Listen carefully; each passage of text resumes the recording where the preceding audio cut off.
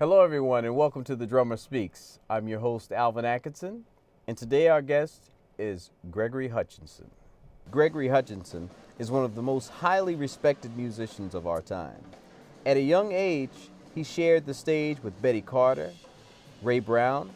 Since then, he has worked with a virtual who's who of the jazz world, including Diane Reeves, Wynton Marsalis, Roy Hargrove, Diana Krall, Harry Connick Jr., and Marion Snyder. So we have the great Gregory Hutchinson, who was one of my influences. So tell us a little bit about starting. You grew up in New York. I think my dad first was the big influence, playing drums around the house all the time, and just being around music, but really listening to him play and just sitting there and being like, wow, it looks like he has a good time. I want to try this. So, and then him putting me on his knee and playing, and that was just the spark. And from there, it just carried on. As I got, I thought, well, maybe as I get older, I might grow out of it, as kids grow into sports and stuff. But as I got older, I got more into it. And then I started to go out, and my mom let me hang out at the clubs when I was too young to get in. Note to parents. And that was it. And meeting all the old guys. So it was just like it just kind of, one thing led to the next thing, which led to the next thing, which led to the next thing. And it all is definitely made possible just from being right here in New York City. Did you grow up playing some calypso? Oh, yeah.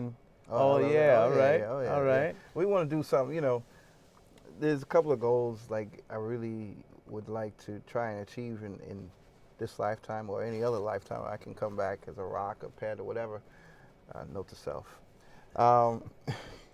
But to play the music that I grew up listening to, and to represent that separate from the jazz, and then also to keep the tradition of the jazz music going strong. And that's really that's the reason why I came up here today. Not only to hang with you, but I think that's really important for both of our sakes and our futures and our kids' futures and those kids' futures. We really have to let it be known and let it be seen, that this music is still here, and it's still something that we should be proud of.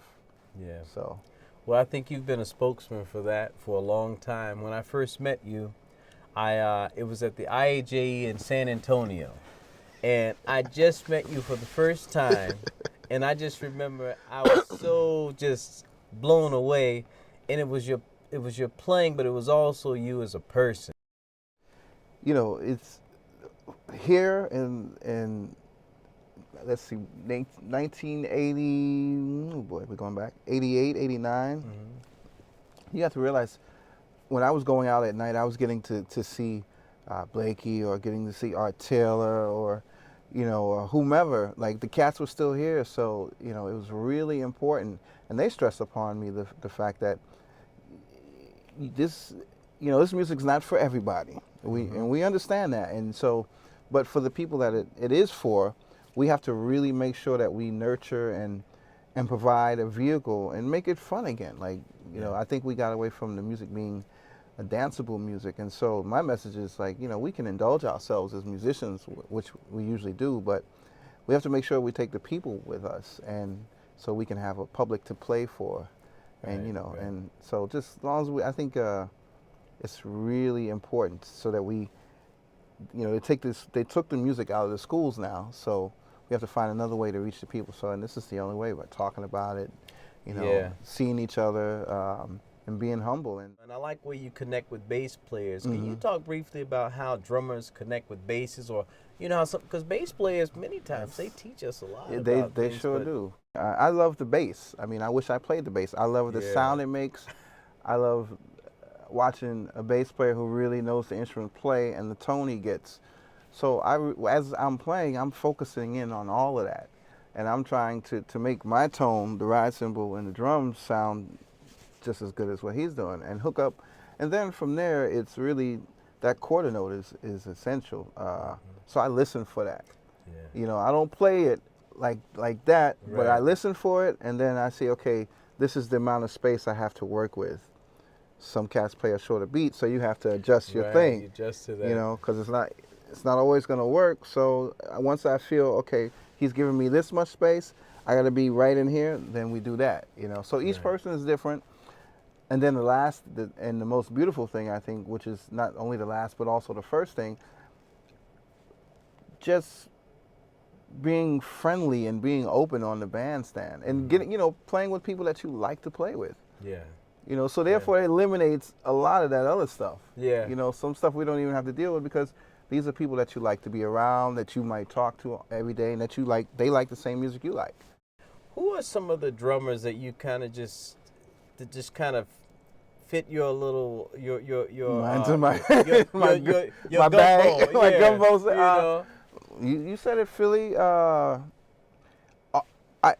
We can all of the masters, all of the cats that we studied. So I mean, we can Max, At, you know, like I said, Blakey, Sid Catlett, all of the masters. Funk, hip hop, drum. So that's the jazz side. Okay, right, now right. the funk Marching side. band. You know, of course, you know, Dennis. Yeah. I was thinking of a long time ago. My dad used to tell me stories about Yogi Thornton, and he was a bad dude. Much respect, late great Yogi Thornton.